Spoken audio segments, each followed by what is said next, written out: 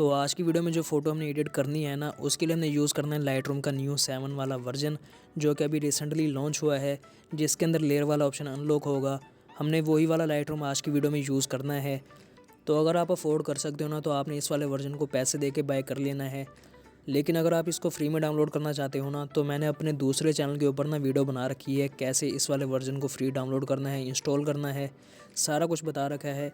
मैं उस वाले चैनल का लिंक आपको डिस्क्रिप्शन में दे दूंगा। तो आपने ना वो वाली वीडियो देख के लाइटरूम को डाउनलोड और इंस्टॉल कर लेना है। और आपने ना मेरा वो दूसरे वाला चैनल भी सब्सक्राइब कर देना है, क्योंकि मैं उस पर ना इस तरह की वीडियो डालता रहता हूँ।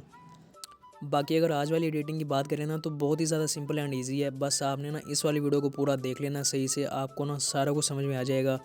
तब तक आप ये वाली वीडियो देखिए, हम मिलते हैं किसी अगली वीडियो में।